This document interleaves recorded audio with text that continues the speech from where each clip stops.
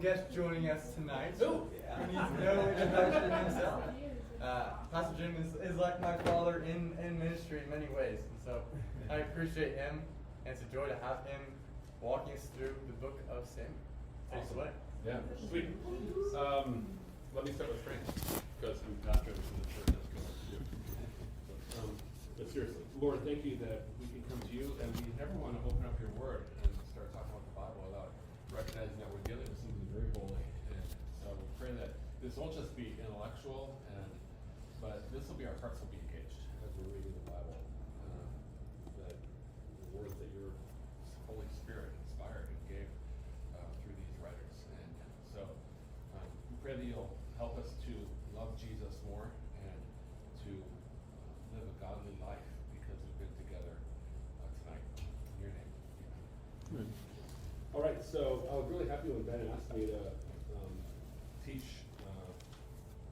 First and Second Samuel, or the book of Samuel,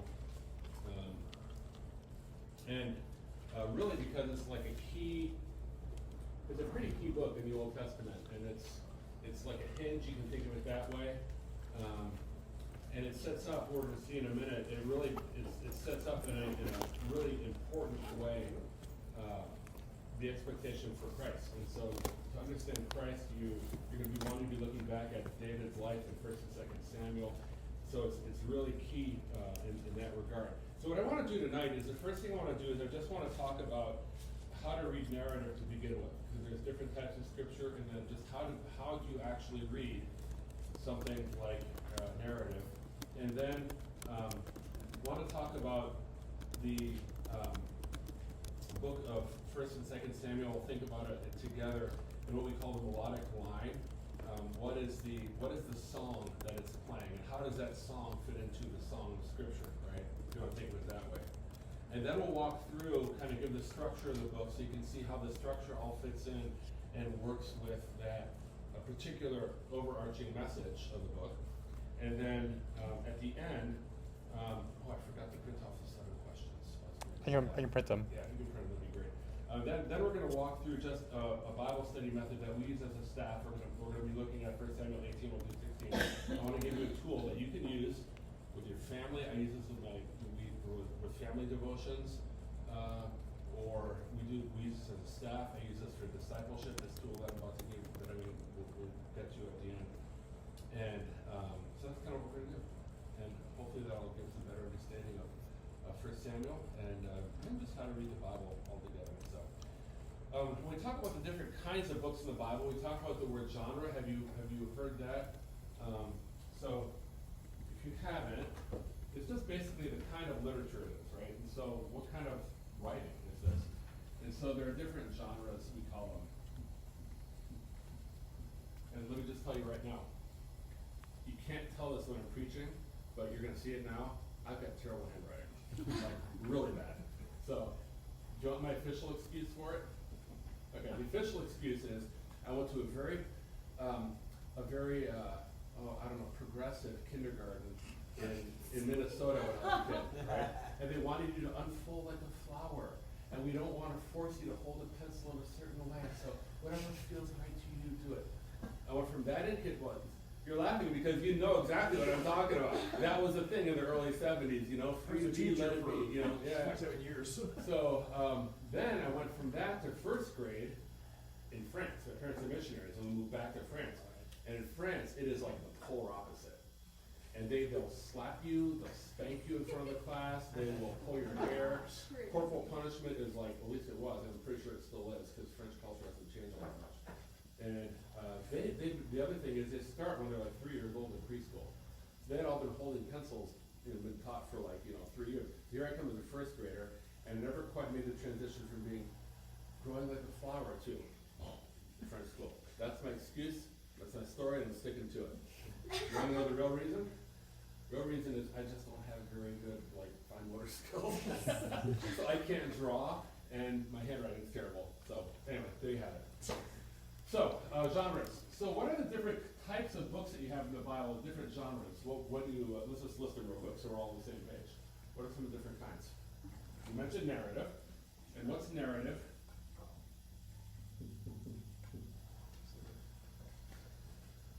story. Yeah, story. It's basically what we have in First Samuel, we have in Genesis is a narrative. It's telling you a story. What's another kind? A letter? Yeah, so yeah, a letter. Or a letter, or I'm gonna call it epistle. And so what are some of the letters that we have? Like Paul's letters? Yeah, so you got like Philippians, or, Romans or something like that. That's the letters and epistles. What else? Wisdom, Yeah, so what's an example of wisdom literature? like Ecclesiastes, Proverbs. Yeah, exactly. So it's like, you read it and it's like, it's helping you become wise. So, listen, my son, to your father's instructions, do not forsake your mother's teaching. We repeated that one to our kids quite a bit as they're growing up. What else? Poetry, yes, we got the Psalms. And then you've got, prophets, prophetic literature. And then you also have what's called apocalyptic literature. That would be like, Revelation. yeah. Yeah, like the second half of Daniel, or, the first half of Daniel is narrative, and then the second half is apocalyptic, and the book of Revelation is apocalyptic, and sometimes the prophets kind of get apocalyptic on you at various points. But it's basically talking about the future, and there's a lot of symbolism in it. So these are the different kinds of genres, and they're all a little bit different. I mean, you're not gonna read a story the exact same way you're gonna read a letter, right? And you're not gonna read that exactly the same way you read wisdom. We make that adjustment almost automatically, but it's good to recognize that that's what's going on, that there are different things, and you need to be, you need to approach them just a little bit differently, and have different tools that you're using to figure out, what they're actually saying. So, narrative, let's look at narrative then. And we'll circle that, so we're looking at that. Basically, as you were saying, narratives are stories, and they're different than the epistles. I mean, sometimes we'll read like Romans or one of Paul's letters or something like that, and the content is right there. It's a very logical flow. Narratives are just as authoritative, and they have just as much content, and they have just as much theology, but it's given to you in a different form. And so you have to think about, how am I going to read this in order to be able to say, and in order to be able to understand what it is actually teaching me and what it's actually saying to me. And so you have a distinction, and it's that way for a reason. It's given to you in this form for a reason. For instance, think of the story, you guys were in Genesis. Think of the story of Joseph and Potiphar's wife. Okay? So you think of Joseph, Potiphar's wife tries to seduce him, he runs away, leaves his cloak, it gets him into trouble. Now, how could you talk about that if you were going to be writing an epistle, a letter? What would you say in terms of like what he's trying to communicate if you're just writing it in a letter, in an epistle, not in this word form? You would say, Don't be like so-and-so, yeah, who's Yeah. misbehaving or something. yeah, and you would say, don't be like so and so, don't do this. Hey, don't be, be sure to be, don't commit adultery. You would just say that, and don't, sleep with another man's wife. Hey, welcome. So you could say it that way, just in a statement format, right? What is the value of reading it in narrative in the story of Joseph? What does that do? I mean, like it continues a train of thought and helps you understand Joseph as a person and a character. Yeah, so you're understanding Joseph as a person or a character. Good. What else? Yeah. To me, it makes it more interesting. It's like you get caught up in the plot and you become like the character. You can kind of empathize or whatever. Yeah, you empathize with it. You connect with Joseph, and if you're a guy, you're like, oh my gosh, I can totally picture that happening. It catches you and it engages you in a way that an epistle or even wisdom, literature, and poetry doesn't. Each genre is unique that way. It's got a unique kind of bridge into our experience, and there's a reason why so much of the Bible is narrative, is stories, because stories connect with us, because we engage with the characters in a unique way. So these various genres are used for a reason. So, the question then is, how do they communicate? How do they communicate?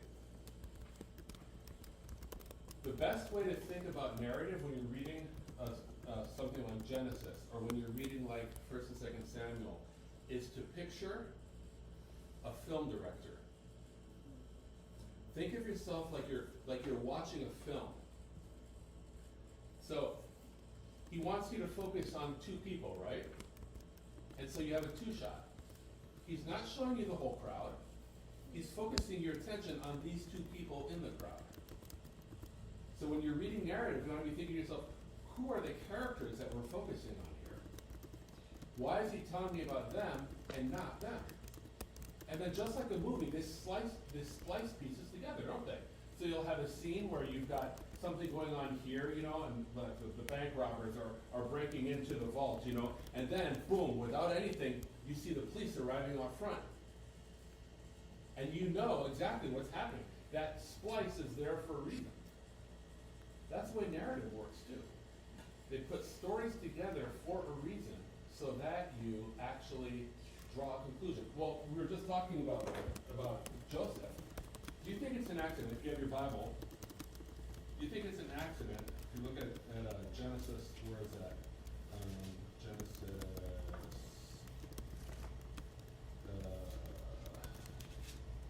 38.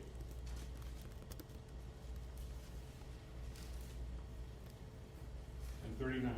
So, Joseph and Potiphar's wife is in Genesis 39. What's right before that? What's going on in chapter 38? Judah and Tamar, he is being a dirtball. I mean, that's a theological term for it. That's what he is. He is being a total dirtball, sleazebag. And then without anything, without any explanation, boom, Joseph and Potiphar's wife. What does Moses want you to do? Like they foil each other. He wants you to compare them. So when you're reading this and you see that transition, you go, oh, I'm supposed to be comparing Judah, who's acting like a sleazy dirtball here, and sleeping with prostitutes, who turns out to be his daughter-in-law, after he's withheld 2 of his sons from her, and then he's going to have her killed.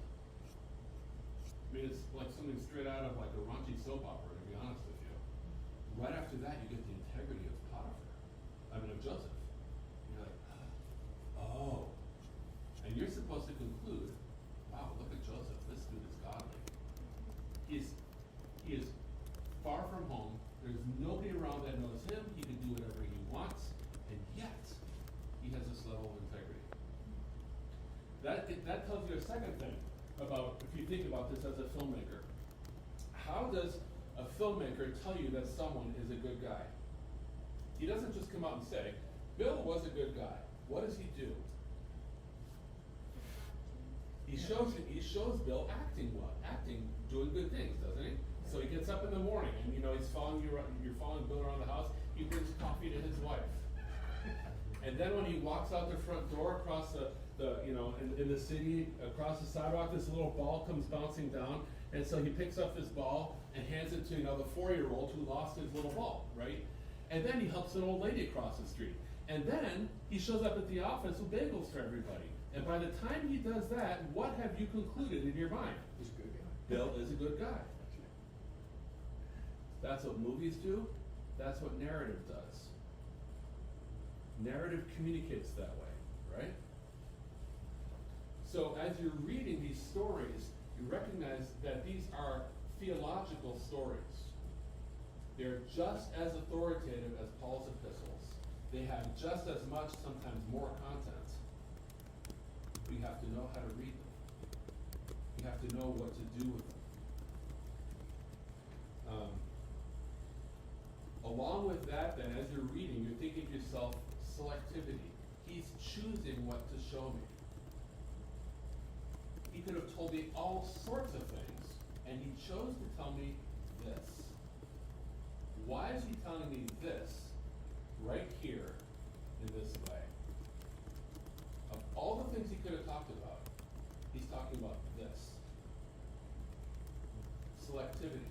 When I'm reading, I'm not finding out about all these other people that are in the crowd. Rather, the camera is focused on this one person. And if that's what it's focused on, that's what I want to be thinking about. I want to be following the author and his, and where he wants my attention. That brings us to the idea of context.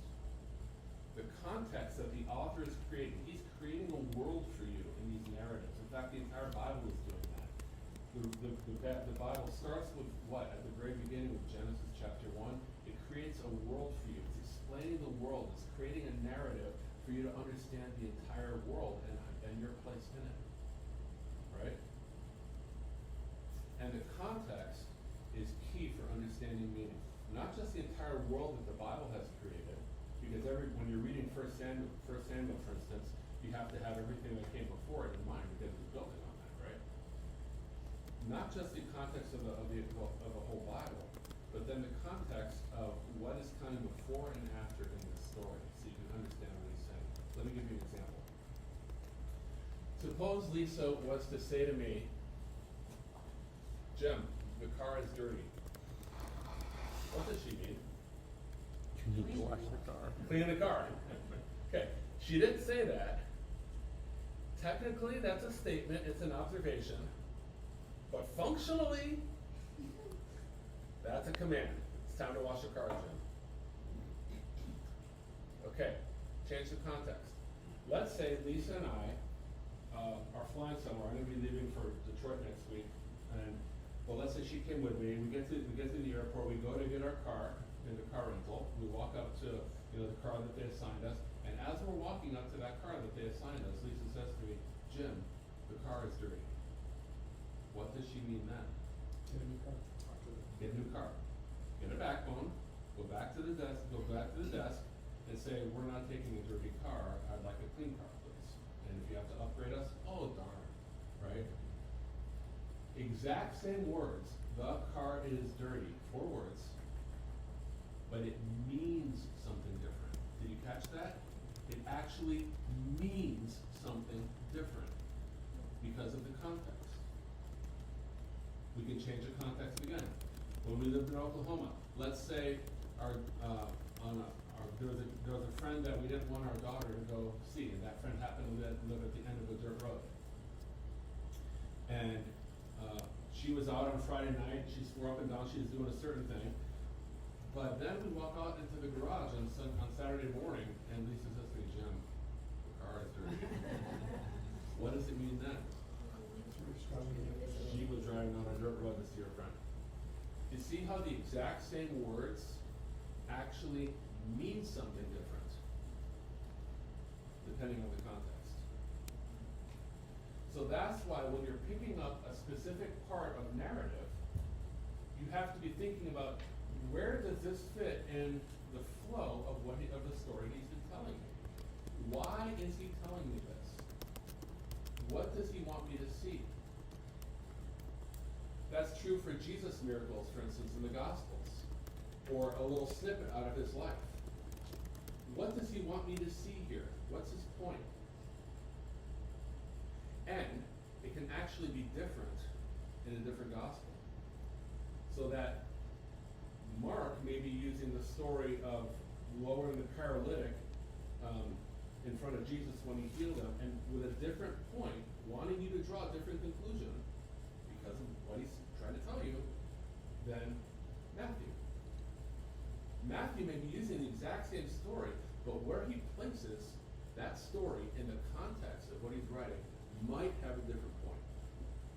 He might want to be emphasizing Jesus' power instead of Jesus' forgiveness. You see? The car is dirty. Context determines meaning and narrative. So you got to be thinking about what is going on with in questions so far? Because I've been talking about a lot of stuff. Not a question, but a comment. I think the character of Lisa matters too, Mhm. because, you know, if I were reading about Lisa's book, I may not know what you know about her. Yeah. Certainly would. Yeah. But if Gina tells me her, she might just want to be heard. Yeah. Exactly. She might just want to be heard. She might be making an offhand comment that she just, hey, we're here and hey, the car is dirty, and she just wants to connect and talk about something. That's entirely possible too. Yeah. So context is super important. And that's why when we're reading the Bible, we can't just, I mean, what other book do we pick up and just start reading in the middle and expect to understand what it's saying? I mean, you don't pick up a Louis L'Amour novel and like thumb to page 78 and then just start reading about Black Bart heading out over, you know, Smoky Butte or whatever and expect to know exactly what's going on.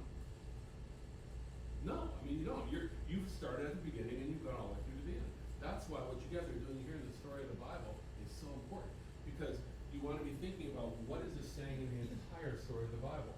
And it's the same with any given book of the Bible. We jump into the middle and think, oh, I know exactly what this means. Maybe. Maybe. You want to know what you want to be thinking about what he's actually saying in the flow of the book. Any other questions or comments? That was a good one. That whole idea of a film director makes sense? Yeah, I mean, this is really important when you're reading narrative to be thinking this way, because that's how it works. Then when you're reading you want to be thinking then about when you're reading a given story, you're thinking, okay, what is the point of this story? What is he trying to tell me? What is he emphasizing in this particular story that he happens to be giving me? So with that in mind, there's a thing called plot arc. I don't know how to say it. You're going to be going back to like, you know, junior high or high school English. I'm sorry, but this is kind of how it works. And the way it works in stories, you want to be thinking of a narrative, rising action, climax, and then a new setting. So you start here with a setting, and then you have, okay, we're getting rising action, then you have the climax, and then you have a new normal over here. Yeah, that's exactly it. Then you have a new normal at the end after you've gone through, after you've kind of gotten, after the tension is built up. And the climax is usually pretty close to the point of what he's trying to emphasize for you, what he really wants you to focus on. Let's look at an example real quick. 1 Samuel 18.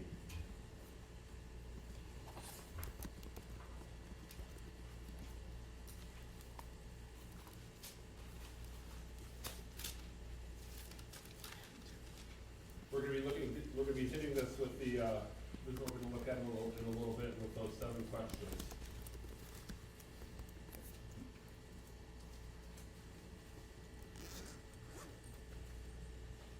So at the beginning of the chapter, so the previous chapter, just for the context, is the story of David and Goliath, right? And so David goes from being a overlooked shepherd boy to all of a sudden this hero in Israel. And then chapter 18 starts with something really shocking. Jonathan, who is like the Prince of Wales, he's who is the Prince of Wales? No, it's not. It was Charles, but now it's William. Yeah, so it's kind of like picture William, Prince of Wales, I guess he is now, basically giving somebody else his status as the next in line to the throne. That's basically what happens at the beginning of 18. He makes a covenant with David. He loved him as his own soul. And then in verse 4, he takes off his robe, his royal robe, and he gives it to David, and his armor, and even his sword and his bow and his belt. All these things are symbols of his status as the next next in line to the throne, that's the king's son, and he's giving them to David. Right? So you're going, goodness gracious. He's basically saying David is next in line for the throne. I'm giving you my throne. Now, let's start reading. Look with your neighbor at, just quick read through 18:6 through 16 with your neighbor, and try to identify just where we are at the beginning. You can just kind of glance at talk about the setting, talk about the rising conflict, and then let's identify where we think the climax is of this. Okay? And then we'll get to the new normal. So let's read. You can read it out loud with your neighbor. 1 Samuel 18, verse 6 through 16. Want me to read it? Sure, but he can join us. Okay. Verse 6. And as they were coming out, As they were coming home, when David returned from striking down the Philistine, women came out of the city. the women came out of all the circles of Israel, singing and dancing to meet King Saul, with tambourines, with songs of joy, And the with women musical sang instruments. together with one And the another women as they sang to one celebrated. another as they Saul celebrated. struck down his Saul had thousands, struck down his and thousands, David his and David his 10,000s. 10,000s. And Saul was very angry and and his saying displeased him and displeased said, "They have ascribed He said, David "They have 10,000 ascribed to to me, David 10,000s, or 10,000 to me. They've ascribed thousands. What more can he have next? but the kingdom?" And And Saul Saul eyed eyed David David from that day on. Next day, the The next harmful day, spirit the from harmful God spirit rushed from from God Saul, rushed and he upon raised Saul, within his and house he while raved David was within his playing the house, lyre, while David was as he playing did the day lyre, by day. as he did day by Saul day. had his spear in his hand. Oh, sorry. Saul had a spear in And his Saul hand, hurled and the Saul spear hurled as he the thought, spear, "I will for he pin thought, David to the I will wall." pin David to the David wall. evaded him But twice. David evaded him twice. Saul was more afraid Saul of was David afraid of because David because the Lord had departed from Saul. had departed Saul from removed Saul. him from his So Saul presence and removed made him from his commander of presence thousands. and made him a And when he commander went of out thousands. before the people, David And he had went out success to in all meet his him before the undertakings. people. The And Lord David had was with success him. in all his undertakings. When So the Saul Lord was with that, he said he had great And when success. Saul He saw that stood he had great fearful all success, of he stood in fearful awe. But all of Israel and But Judah all loved of Israel David, and for Judah he went loved out David, for he went out and came in before them. which is like Okay, so just try to identify the rising conflict here, okay? And all the different steps. it's also like it's kind of interesting because We have some women singing that David is greater than Saul. in the covenant. I actually have a question for him. Yeah, that seems like like our our setup, huh? Yeah, the setting of it. You can kind of see how like souls Because of that, Saul gets angry. is because like it's just the song. It's there like David is Get David enter in 9. But he jumps to the conclusion like, oh, he's gonna kill him. So it sets up like the tension. Saul eyed David from that day on. Yeah. Like there's going to be conflict. Staring at him, and it's just like it's so low peppering on like somebody's Then we see the specific situation in 10. hurls a spear. Right? and David's thinks, playing "I the will lyre. kill He's him." sitting there. So it's kind of The spirit interesting. from God has rushed upon Saul. How would you know that he's going to kill him? And so it seems like the climax is in Because 11, it's right? to Saul show you rolls like the this is spear intentional. and intends to kill David by pinning him to the wall. Because the Yeah. Lord was with him. Because he knew his kingdom was going to be taken out.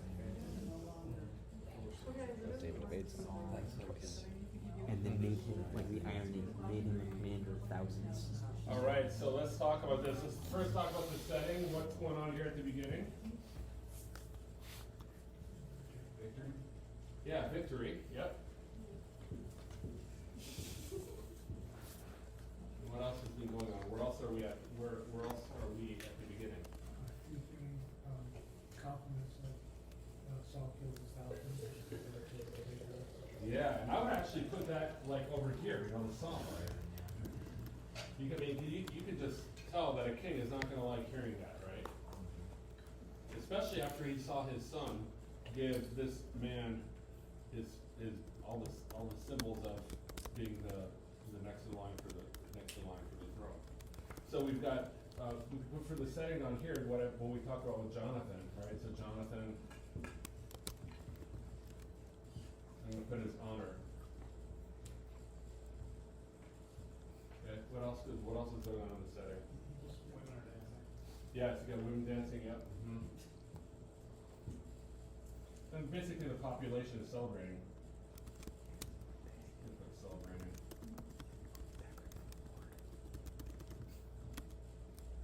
Okay, so the rising tension. So we've got David, huge victory over Goliath. Jonathan honors him, and now the song. What's next? And the song specifically is, hey, Saul's cool, but David is really cool. He killed 10,000. Good. What else? Yeah. Yeah, we get jealousy and envy here, don't we? Yeah, because now we know that Saul's jealous. Suspicious. Yep.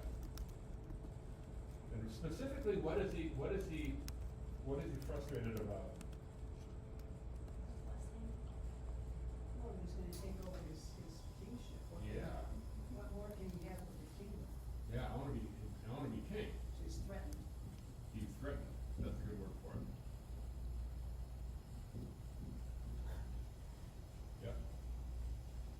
So you're just seeing this all just kind of ratchet up, you know, it's like, kinda like when you're going up on a roller coaster, you know, as you're climbing that first hill, it's like ching, ching, ching, ching, ching, ching, ching, ching, ching, that's what's happening, right? And then, what else? He's raving within his own house. He's raving in his own house. Yeah, I get the harmful spirit, yes, he gets the spirit. Raving after that. And by the way, for you young folks, rave is not good in this situation. You know, it's not a dance party, he's like, you know. And so what's the climax? I would say the hurling of the spirit. I mean, that's pretty dramatic, right? Yeah. That's the spirit. Yeah. What's he trying to do? So said our, yeah, what part of the statute is that against? You're right, yeah. Yeah. Not murder. Murder. And not just once, but twice. And he escapes. So here you've got David, who killed Goliath, and who had just been given this great victory, who's been honored by Jonathan, who is leading the people in victory, and now you've got murder. Why? And why does he want to murder him? Preserve his kingdom. He's threatened. And he's not just threatened for himself, he's threatened for his son, his line. Yeah. So, what's the resolution and the new normal? The resolution is David evades, right? The literary word is the denouement, you know, which is literally undying in French. And so what's the new normal? How would you describe that? The new setting? Well, there's no more friendship and intimacy between David and Saul, and now David's removed and he becomes, frankly, Yeah. an enemy, I think, almost. Yeah, what specifically does it say about Saul and David? Saul is now afraid of him. Threatened. Did you catch that? Was he afraid of him before? No, before he's like, who is that kid? Hey, yeah, let's have him here. I'd like to have him play music for me. And now he's gone from being the worship director to a serious threat to the throne. So we got fear, Saul's fear. That's new. What else? Saul tries to bring him into the family. Mm-hmm. Yeah, figures maybe he can control him with his son-in-law. Yeah, that's the next part. Oh. Yeah, that's the next part. But yeah, so you've got him afraid, and then you have him trying to, at this point, just trying to control him by, hey, you got the army, just go out there and do it. So now he becomes a general. And David has even more success. And now he's not just afraid of him anymore. What is he at the very end? He's in awe of him. Okay, so what's been going on here as we just think about the plot and this ratcheting tension? Where do we start? And where do we end up? And what's this telling us? How is this telling us about the emphasis of this story, what the writer wants us to see here, and why he put it there?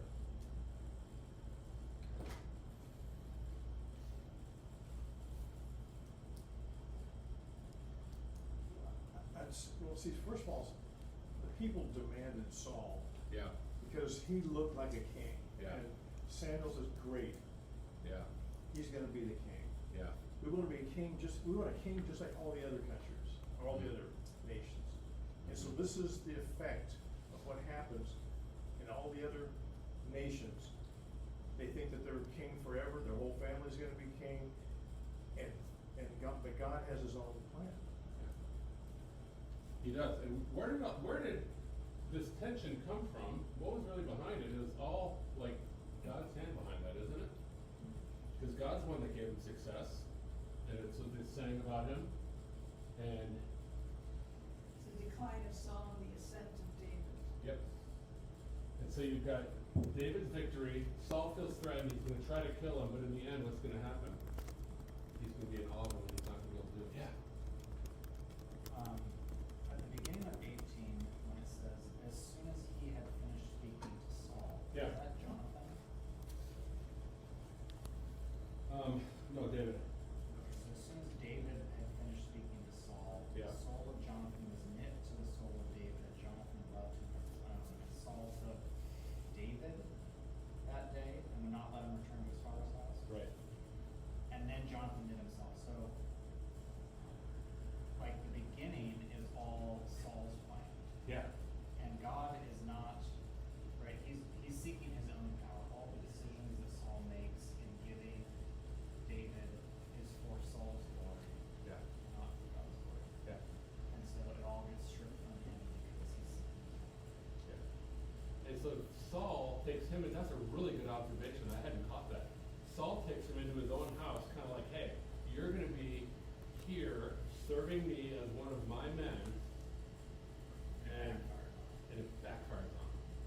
And if you've been reading through 1 Samuel, and we'll talk about this a little bit later when we talk about the shape of the whole book. Why do we know it's going to backfire on him? Because the kingdom's been taken away from Saul in chapter 15, and David has been anointed as king, right? And so now Saul thinks, I'm just going to control him and keep him for myself within my house. But even his own son realized, no, this is the next king of Israel, and I'm giving him all this. And despite his best attempts, he's not going to be able to stop him. I wonder if Saul knew what Jonathan. You don't, yeah, I think it's pretty clear that he did, because you're not gonna be giving away your armor and sword and your royal robe that was distinctive, you know, and that not be noticed, you know what I mean? So all of this is in the background. He's like, wait a second, my son's doing this, I'm bringing him in so that I can, you know, use him as one of my men, and no, God actually intends for him to be king, and I'm not gonna be able to stop him. I'm gonna try to kill him, but I'm not gonna be able to stop it.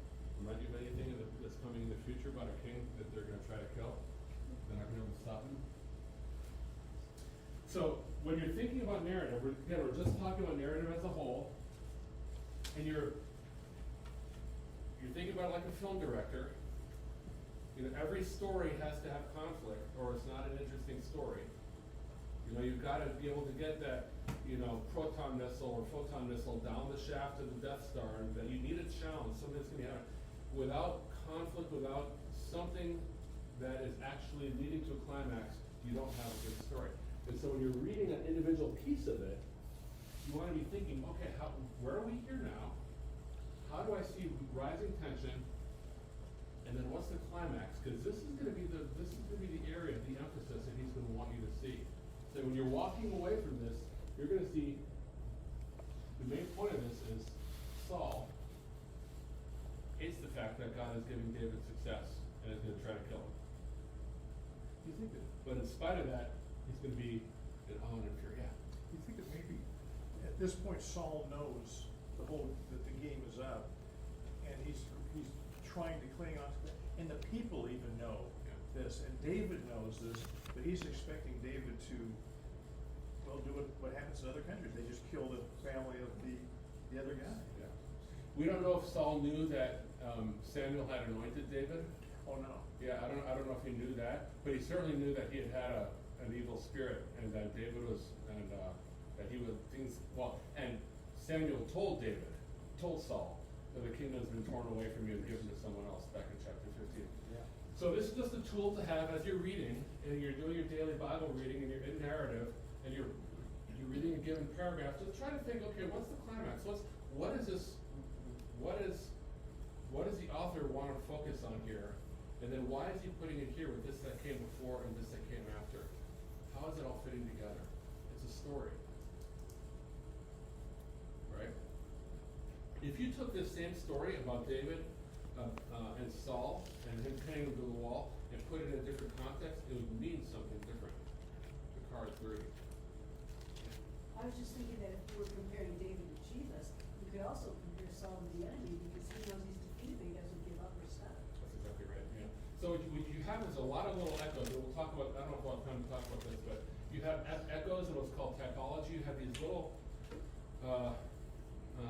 type antitypes. So you've got like a little foreshadowing, you can think of it that way, of what God is going to do in Christ, and that happens all through the Old Testament, in little ways and in big ways, and that's part of it. So narrative, I gotta keep us moving here. You're gonna wanna look for some things, some other things that you're gonna wanna look for structure to help you with this. Things like repetition, who are the characters, how do they interact with each other. You're gonna wanna look for, like we saw with Judah and Joseph, Judah and Tamar, and then Joseph and Potiphar's wife. You're gonna wanna look for contrasts and juxtapositions. Why did they put these two stories right after each other? Another thing you want to look for is oftentimes the writer will tell you what you're supposed to conclude. So just look at the end of the chapter, the end of your reading, look for a little summary statement. Because oftentimes he'll say, this was to show that da-da-da-da-da-da-da-da. Or like we had here in 1 Samuel 18, from then on he was in awe of him. He was afraid of him, in awe of him. Oh, that's what I'm supposed to be concluding from this. He'll actually tell you if you just look for it. Okay. Any questions just about narrative in general? Because we just, there's a ton that we could talk about with this, but just wanted to hit some highlights. Any other questions or thoughts? Yeah? It's hard to know when, like, this diagram or tool can be useful in different contexts, unless, do you think the Bible is always going like this? That's the storytelling. I mean, if you're in the New Testament, for instance, and you're reading the story of what we mentioned earlier, Peter, Jesus healing the paralytic, they tore the roof open and let the paralytic down. You actually have a double peak, you know? So you've got one peak where he says your sins are forgiven, and then boom, you got another peak where he actually heals him and he goes up. So you get these, there can be some different shapes, but generally that's the way stories work. That's how plots work. It just kind of ramps up with some moving aside. So it's not wooden, but that's a good starting point when I'm reading a particular unit. You know, and the unit might be a chapter, it might be a paragraph. You know, you just have to try to identify the unit. Sometimes it's really clear what the unit is, and other times it's not.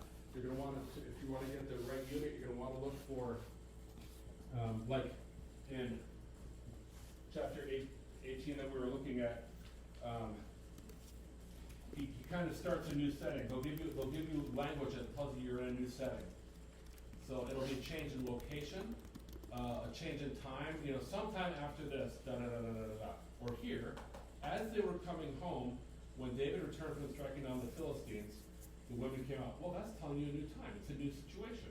So he's going to tell you when it's new. And then look at the way 17 starts. Then Saul said to David, here's my daughter Merab, and you got a new unit starting there. Right? So you're going to want to be looking for stuff like that. Okay, so let's talk about 1 and 2 Samuel, and how they all fit, and how the book fits together. One thing you need to know, what book comes right before 1 Samuel in the Bible? Ruth. Okay. One thing you need to know about the Hebrew Bible is that it is ruthless. It is ruthless. In other words, there's a different order in Hebrew than there is in our English Bibles. The book of Ruth comes after Proverbs. So when you read the Proverbs 31 woman, you turn the page, and who are you reading about? Ruth, which is an interesting juxtaposition. So in our English Bible, we have Ruth between Judges and 1 Samuel, and it's not a big deal, but it kind of, it masks a little bit the setting for the book of 1 Samuel. Look at the end of the book of Judges. What's the new normal at the end of the book of Judges? The very last verse. Everyone did what was right in their own eyes. Because There's no king. there was no king, and everyone did what was right in their own eyes. So the book of Judges is this downward spiral of, frankly, disgusting events as Israel spiraled downward into sin. And what's the last word of the book of Judges? The reason things were this way was because there was no king. So you're walking out of the book of Judges thinking, what we need is a king. Right? And that's what 1 and 2 Samuel are about. So at the beginning of 1 Samuel, is there a king? No.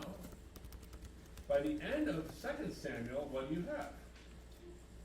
You have David at the end of his life as a successful king. Now it does end on a note of judgment, but you've got David's last words, his mighty men, you have his strong kingdom uniting all the tribes of Israel under one king. That's what Samuel is all about, is God giving his people a king. Because without a king, what happens? Judges. That's what happens without a king. We need a king. So interestingly, it starts off in the least likely place that you would ever expect, with a woman in the hill country of Ephraim who can't have a baby. Hannah. And she is, in a sense, a picture of Israel in her grief at this point. But it's a very human thing. Now, what's interesting about her, she has, in a sense, a miraculous child with named Samuel, and she brings him to the temple in 1 Samuel chapter 2, and she leaves him there, and you get this wonderful prophecy in 1 Samuel chapter 2. My heart exalts in the Lord, my horn is exalted in the Lord, there's none like the Lord. This is a model then that Mary's Magnificat at Christmas is modeled after. You're supposed to be making these connections when you're reading the Bible as a whole. Mary is consciously, in a sense, she's being presented just like Hannah. But look at the end of Mary's song. Someone read verse 10 of 1 Samuel 2 to us in that loud voice. For thy strength no man shall prevail, the adversaries of the Lord shall be broken in pieces. From heaven he will thunder against them, the Lord will judge the ends of the earth. He will give strength to his king, and exalt the horn of his anointed. Now, why is that surprising? He will give strength to his king and exalt the horn of his anointed. Why is that surprising? Because they don't have a king. And yet, you have this woman, Hannah, as she's prophesying and praying, says God is going to give strength to his king and lift up the horn, the strength of his anointed one. You anointed a king. So right off the bat, you realize, wait a second, the problem in Judges was we don't have a king, and now you have Hannah, barren Hannah. God steps into her life and gives her a child, and she prophesies about a king who's going to come. So you have a heads up right at the very beginning of Samuel what this book is going to be about. And then you've got a succession of potential kings that are all ruled out one after the other. So we know that we need a king, and so the question is,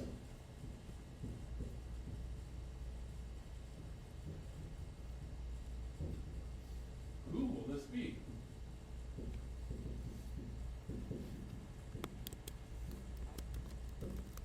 How how is God going to rule his people? So, you have Samuel, that's good, he's the last of the judges. Is he the king? Is he the one that's going to rule the people? No. He does a great job. Well, no, first, before we ever get to Samuel, the first potential ruler for the people would be the prophets. You get all these people that are set up, and then each one of them is dismissed one by one. I'm sorry, not the prophets, the priests. So you've got Eli, right away in chapter 2, verse 12, you find out that the sons of Eli were worthless men. And then in chapter 12, 2 verse 12 through 427, you basically have the priesthood represented by these guys dismissed. Will it be the priests?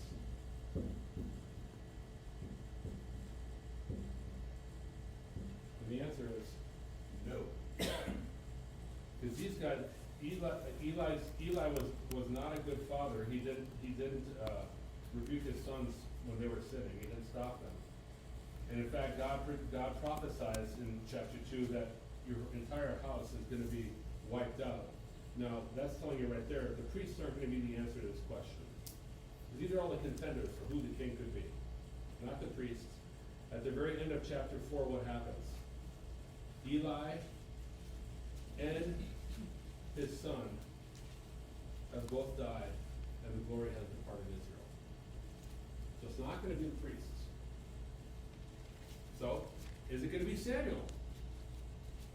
Well, Samuel does really, really well.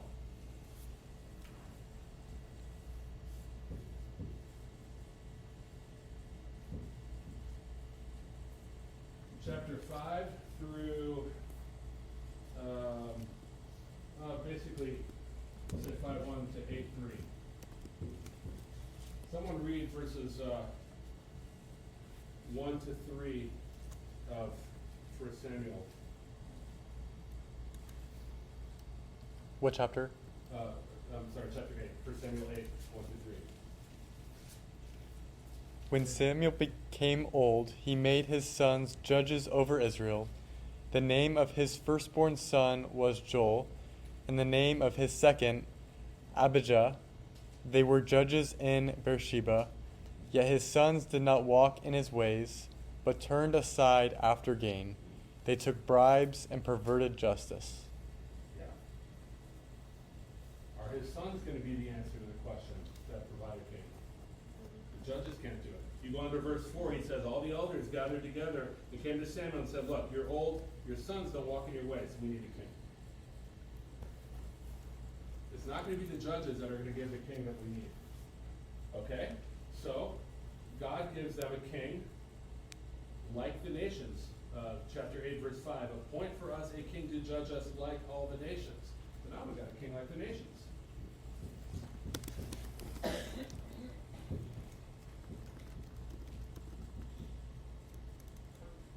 And that is going to be King Saul.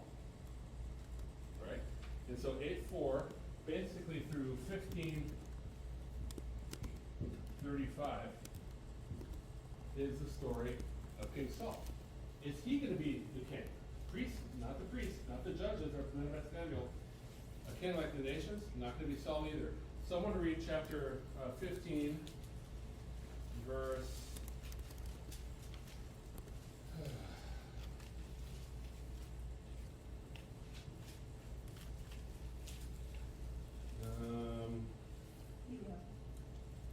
Actually jumped down to like 26. And someone read 26 through 29. Or 28. 26 through 28 of 1 Samuel 15. And Samuel said to Saul, I will not return with you, for you have rejected the word of the Lord, and the Lord has rejected you from being king over Israel. As Samuel turned to go away, Saul seized the skirt of his robe, and it tore. And Samuel said to him, The Lord has torn the kingdom of Israel from you this day, and has given it to a neighbor of yours who is better than you. Wow. So it's not going to be Saul. Saul has now been officially rejected. Incidentally, when David later cuts off a corner of Saul's robe when he's in a cave, and is conscience stricken, it's because of that. It's kind of symbolic of him taking the kingdom. And it's an echo of that later on with that. So then you have God giving a king. And God's king is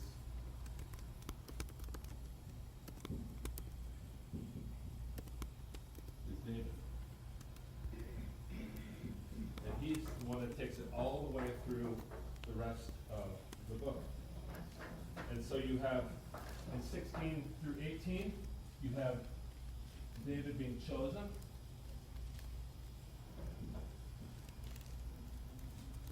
And victorious. No, I'm going to start up here because I'm getting down too low. So, we're going to have David.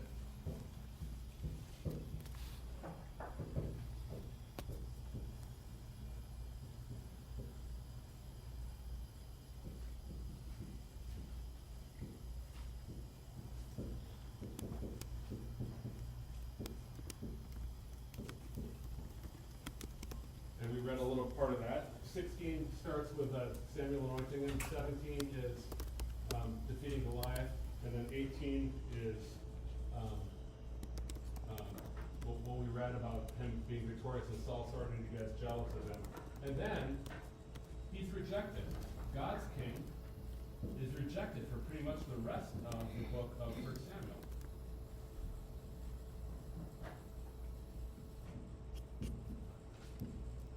Through 31. And then 2 Samuel, he then becomes king partly over part of the kingdom.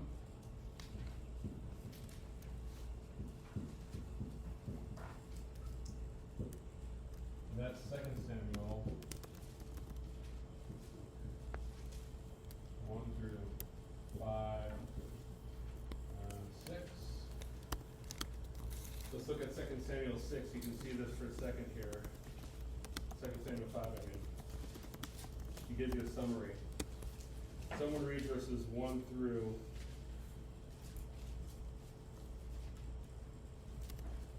5 of 2 Samuel 5. Then all the tribes of Israel came to David at Hebron and said, Behold, we are your bone and flesh. In times past, when Saul was king over us, it was you who led out and brought in Israel. And the Lord said to you, You shall be shepherd of my people Israel, and you shall be prince over Israel. Okay, time out, just 1 second. That's here. When Samuel anointed him, God said that to him. And all the people are recognizing that and saying, God appointed you at that. However, for the first 4 chapters of 2 Samuel, the northern tribes do not follow him as king. He's only king over Judah. Okay, keep reading. So all the elders of Israel came to the king at Hebron, and King David made a covenant with them at Hebron before the Lord, and they anointed David king over Israel. David was 30 years old when he began to reign, and he reigned 40 years. At Hebron he reigned over Judah 7 years and 6 months, and at Jerusalem he reigned over all Israel and Judah 33 years. Yeah. So you have a divided kingdom. He's just the king of part of the kingdom up until chapter 5, and then he becomes king of the entire kingdom starting in chapter 5, verse 6. Then you've got David established.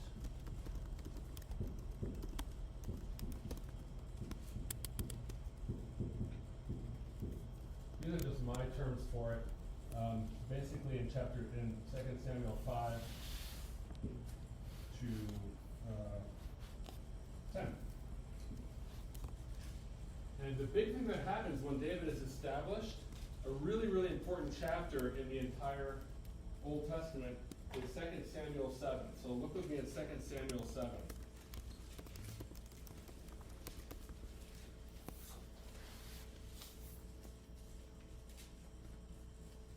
This is what we call the Davidic covenant. God made a covenant with him.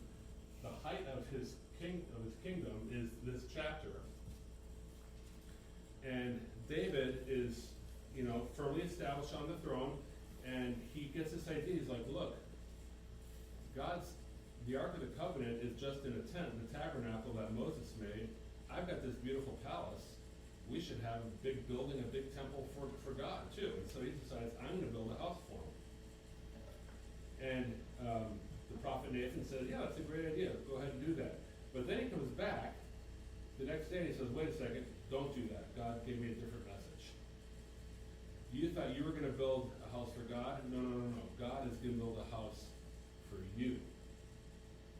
And we have the promise then of the Messiah, of Christ, the great Son of David, that comes in 2 Samuel 7. Jump down to verse 11 with me of 2 Samuel 7.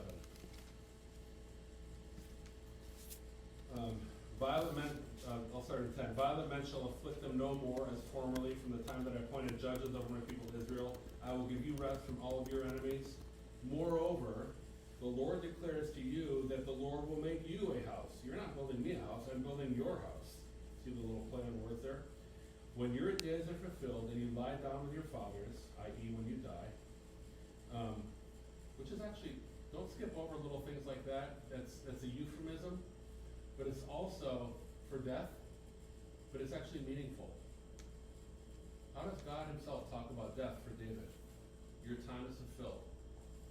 You've got a time that you're allotted and that is measured off for you. When that's fulfilled and you lie down with your fathers. Or as it says in other places, when you sleep with your fathers. Little things like that are really meaningful because they're teaching you along the way how to think about death. It's not completely random. God's working on it. And in a sense, it's like sleep. And God can raise the dead just like we can raise our children from sleep. So Jesus, goes to a 12-year-old girl and he says, little girl, get up. He raises her from death, right? Anyway, little beautiful thing. When your days are fulfilled and you lie down with your fathers, I will raise up your offspring after you, who shall come from your body. I will establish his kingdom. And he shall build a house for my name. I will establish the throne of his kingdom forever. And then if you jump down to verse 16, your house and your kingdom shall be made sure before me. Your throne shall be established forever. Now, what are the options if David is going to have a throne before God forever? How could God fulfill that? One way is by having an endless succession of kings on the throne. Right? Yeah. So you've got David, and then Solomon, and then one after the other, after the other, after the other. And then you could say, okay, his throne has been established forever. The other way is for God to raise up an eternal king. Instead of an eternal line, an eternal king. Which is the one that ends up happening? The second one, the eternal king. How do we know? Because as you keep reading the Old Testament, David's throne is gone. And in fact, that's a major crisis in the book of Isaiah when you get there, that the throne of David is in danger, right? And so that's the huge tragedy when the people are in exile and the king is no longer on the throne. It's like, God, how could you possibly keep your word if we don't have a throne in Jerusalem anymore like you had thought about? That comes up in the Psalms, it's the main question of the Psalms too. But right there you get the idea, right there you get the promise that is pointing forward to Christ, who is an eternal king. So when we call Christ the Son of David, that's what we're talking about. Right there, the covenant in 2 Samuel 7, the Davidic covenant, that God would build a house for him and his throne would endure forever. So at Christmas time, when you hear that, that's what they're talking about. So we've got David's throne established, but then things don't go quite the way we're hoping, do they? What begins to happen in chapter 11?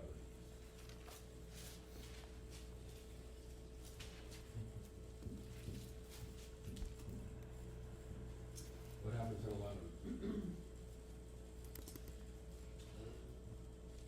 the spring, when kings go out to war. Yeah. David's failure and trouble. And the failures continue for the rest of the book. So you first have Bathsheba, and then you have, what comes after Bathsheba?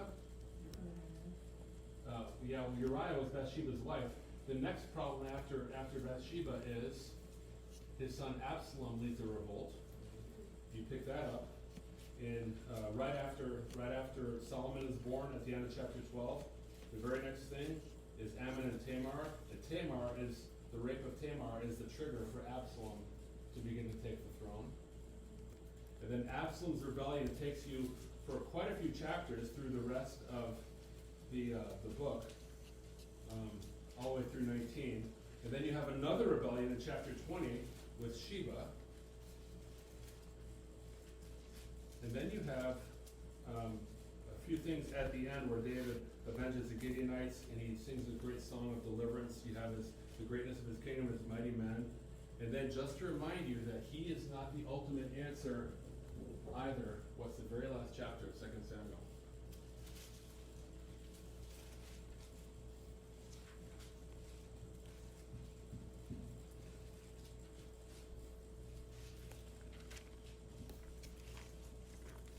What is the last chapter talking about? He makes a census, and God says, why are you making a census? And he sends a plague on all of Israel, and God judges Israel for David's sin, and then he ends up offering a sacrifice at the very end. So the very last chapter of 2 Samuel is another one of David's failures, where he then offers a sacrifice to take God's judgment away from the land. Not even David is the king that we need. So even 2 Samuel, when it's telling you about great King David, is telling you we need someone better than the best. Better than the one that God anointed when he ruled out all these others. So it leaves you hungry, thirsting for the real king that you're finally going to get in Christ. Yeah. So during David's life, he assembled all the material to build the temple. Mm-hmm. And then, of course, Solomon built the temple. Yeah. Why? I mean, did he not understand either that I guess maybe he looked at his line was gonna go all the way down, but he just Yeah. didn't get it. Solomon or David? David. Well, he didn't build the temple because God told him not to. No, what I'm saying is that Solomon did. Yeah. And so from that time on, there was king after king after king. Right. And eventually got to a point where, well, in fact, I Yeah. read that with my grandson. Yeah. And he says, you know something? You need a good king that lives forever. Yeah, that's exactly it. Because so, the first thing you think to yourself, well, that king is going to be Solomon. I mean, because he's wise, Yes. you know, and he builds the temple and he dedicates it.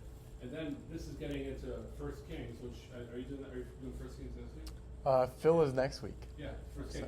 This gets us into 1 Kings, where you're thinking to yourself, okay, Solomon's going to be the guy, and I'll leave that for next week. Because but Looks good in the beginning. he's not. He starts off great, but he's not. You know. And so you're wondering, how is God going to fulfill this promise of giving an eternal throne to David? And then it reaches a crisis with the exile when they're taken out of Jerusalem and there's no more throne. Right. So this is kind of this is the shape. So when you're reading, you want to be thinking, you want to be looking at and trying to get what is the flow, what is the overarching story of this entire thing. So just like we did the plot arc, and you're starting somewhere and you're ending somewhere, that's oftentimes what I'll do at the beginning of a book. Before I read it, I'll just scan the beginning and say, oh, this is where we are. Okay, the beginning of Exodus. Where are you at the beginning of Exodus? You're in Egypt in bondage, and it's been 400 years, and the people have completely forgotten about God. It seems like God is silent until He says, "Oh, I've heard their cry." Where are you at the end of Exodus? God is now in their midst. The glory of God comes down on the tabernacle. Exodus 40. So what I'm going to do when I'm reading a book like that, I'm going to look at the beginning, I'm going to look at the end, and say, and just kind of get these parameters and say, oh, this is where we are, where we start. This is where we are, where we end.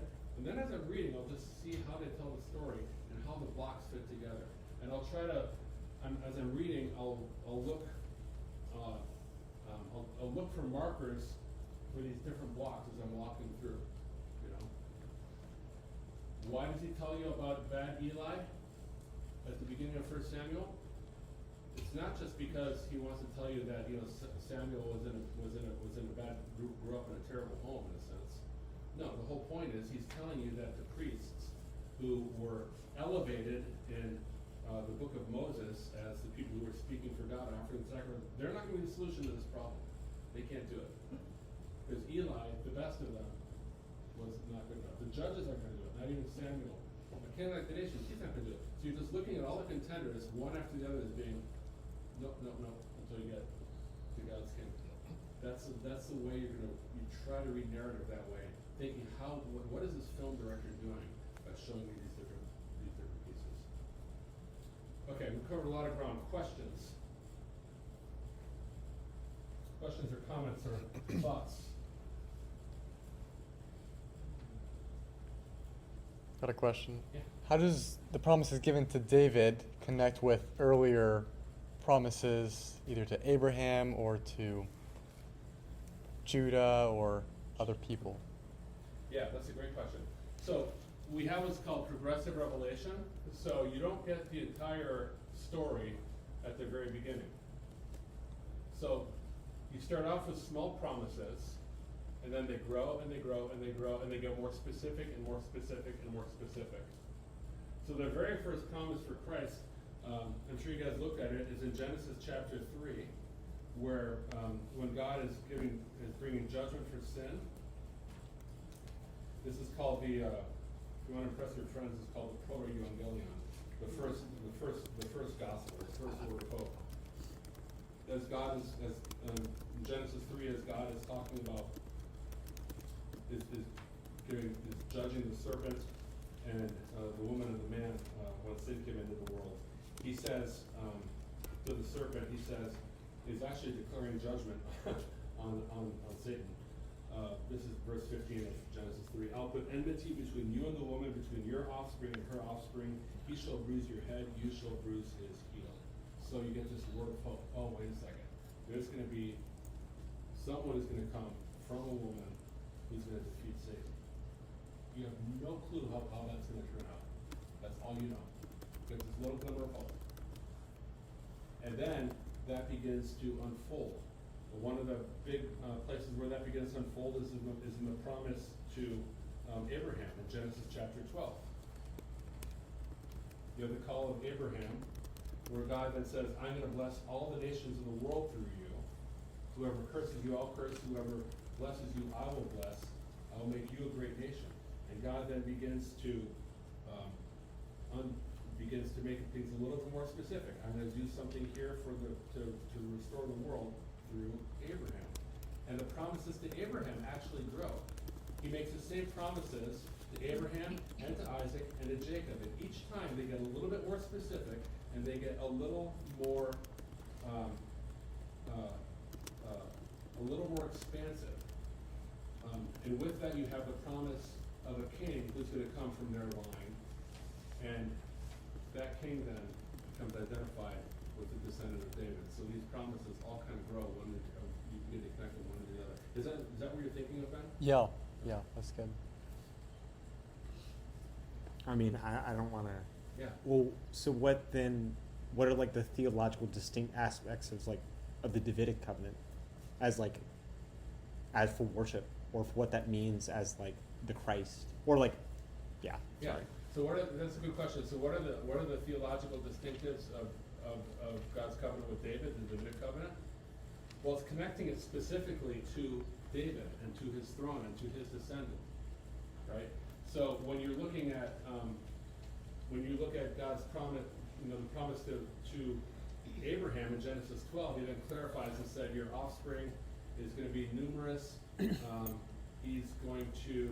going to inherit this land, and then Isaac and Jacob get the same promise. It becomes a little more specific when you get to Isaac. They say, hey, he's going to inherit the gates of his enemies, which means he's going to be conquering, he's going to be a king.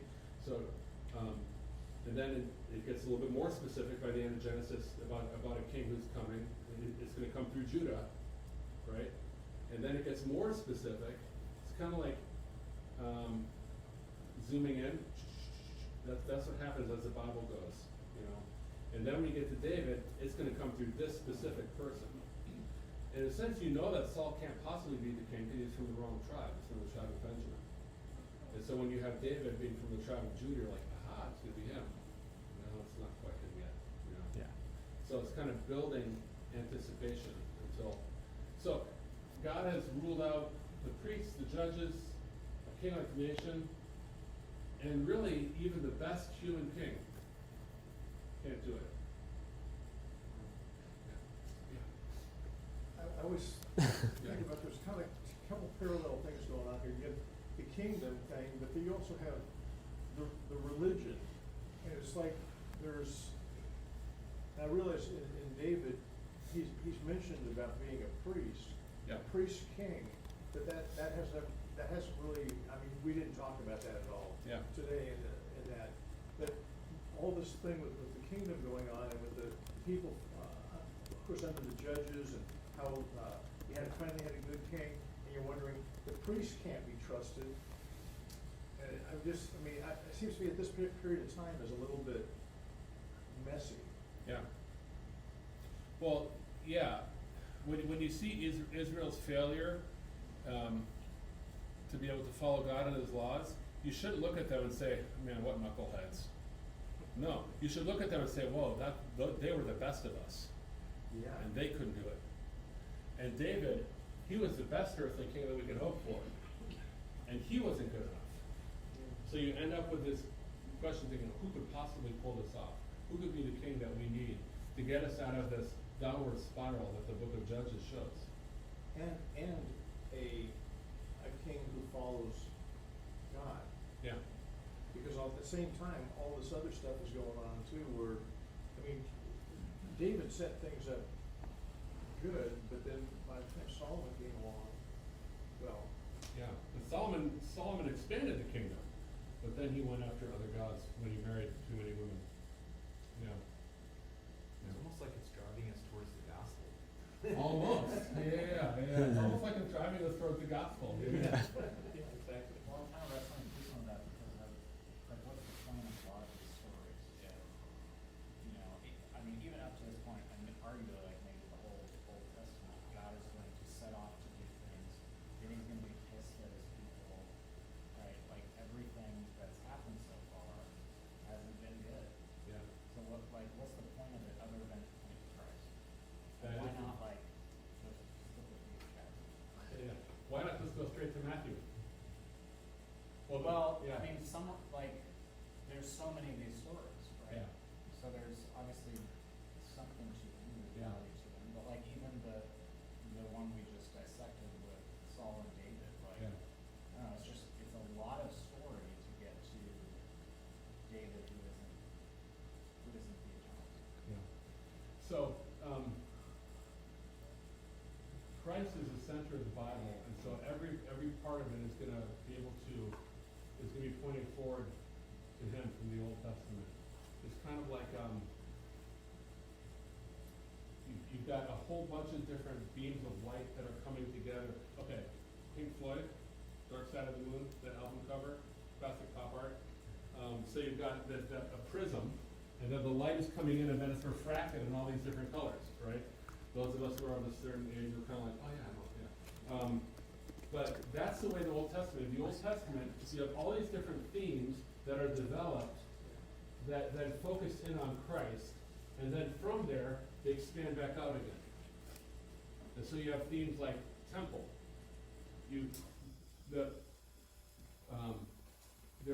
There are so many different layers and dimensions of who Christ is and what He's done that it's woven into all these stories, along with showing us our need that we can't do it ourselves, right?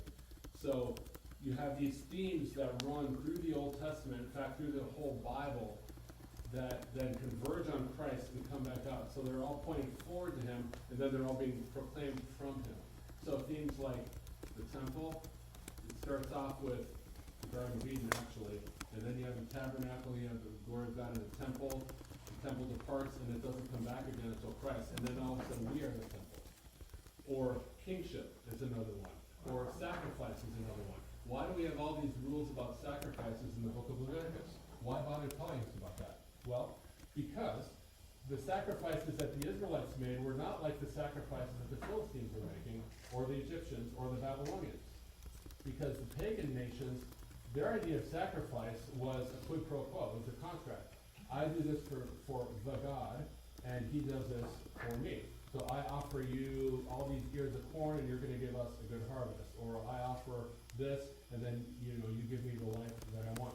When you read the book of Leviticus, it becomes very clear that that's not the way we interact with God. We bring him,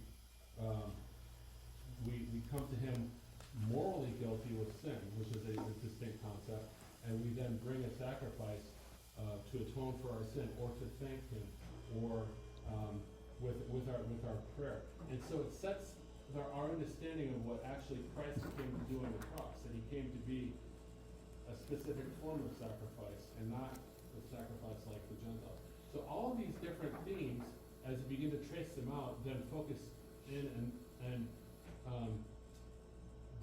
bring out who Christ is in Technicolor.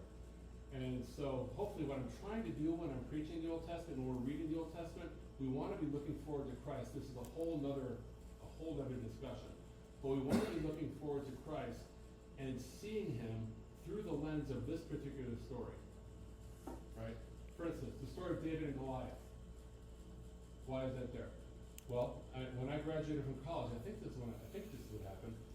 You know, I'm pretty sure it was when I was graduating and not someone else's graduation. I'll just say that. He used the story of David and Goliath, and he had 5 stones that he put out dramatically, one after the other, on the front of the pulpit in the big chapel where we were graduating in Christian school. And David and Goliath, you're going to need 5 stones as you head off into life: integrity and courage. And he had a different character thing for that. Is that at all the point of what is happening with the story of David and Goliath? No. We're not supposed to be focusing on the 5 stones. Is the point that the little guy always wins? No. Because usually the little guy doesn't win, we get crushed. That's not the point either. What do you have in the story of David and Goliath? Particularly when you're thinking of God raising up a king. You have a champion who steps forward, that God has anointed. God anoints somebody that is not recognized. He's in Israel, but he's not recognized by Israel. Who then steps forward to deliver his people from their great enemy. So Goliath is the one that's taunting them. They don't have the courage to face him. They can't defeat him. But God raises up someone who defeats him in a completely unexpected way. In a sense, through the weakness of a shepherd boy. That points right forward to Christ. And it helps us understand what Jesus came to do in a way that no other story in the Old Testament does. It's got a specific, if you think of the spectrum of light, right? It's got a specific wavelength that's shining forward on Jesus that you don't get from any other story.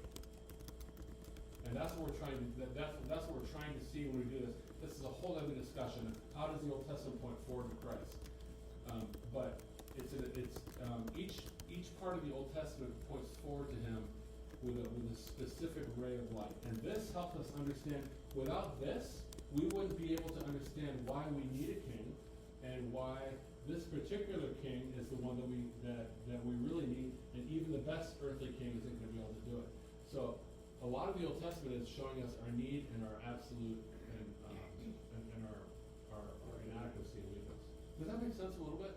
Yeah, it does. I mean, I think a lot about all right, stay in the story where we're at right now. Yeah. What are we learning about God's character? Yeah. And what is he trying to tell us? And sometimes it's helpful for me to just think about the larger story that we live in and how it's hard not if you're just staying in the narrative. Yeah. You don't know that Jesus is. Yeah. And so, what is the point of all these things? Except to show that God is allowing these people to go down these different paths that he's going to be frustrated with. And is it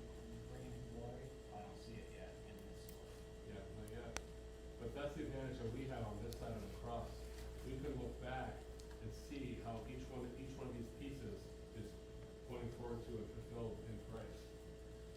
Now, are there other things that are part of this as well? Yes. I mean, I don't want to be like Saul. I look at a negative example like that, and if I see God at work raising someone up, or I know that He has, I'm not going to be. I want to be against that. I don't want to be part of a group that is fighting against what God is doing. So other moral lessons to be drawn in there, but it's going to be focused ultimately on Christ and the gospel. That's going to be where I end up with kind of this meaningful fulfillment. Great question. Yeah. I think kind Oh, of what he was last saying question here. was, what is all this that goes on and on and on? And the point is that God allowed for his own reason, 12,000 years between Genesis and Jesus. And this is the whole story of what happened in that and why he allowed it to go on until then is, is only God's discretion. But it takes that much of the Bible to talk about all that time that was before Jesus, so we can Yeah. see how we got from Genesis to Jesus. Yeah. It's an amazing thing. Yeah. Well, and it says in Romans 15, I think it is, these things were written down for your instruction. So the Old Testament is a Christian book. I mean, it's supposed to be, it's for us as believers to be instructed, to be taught, and to understand our life and our world and Christ better. Okay, I gotta wrap it up. Anything else that we need to say? Pray us out. We're good. All right. Lord, thank you for the privilege of opening up your word. And even more so for the privilege of having a king. And we look at our own political leaders. We look at ourselves. I could never be this king. We're so thankful that that you gave us your son Jesus. And we look to him, we hold on to him. And we're so thankful that we're going to have eternity as his people in his good kingdom. Thank you that you're restoring this world in Christ. And we praise you. Thank you, guys. Thank you. Thank you, Pastor Jim.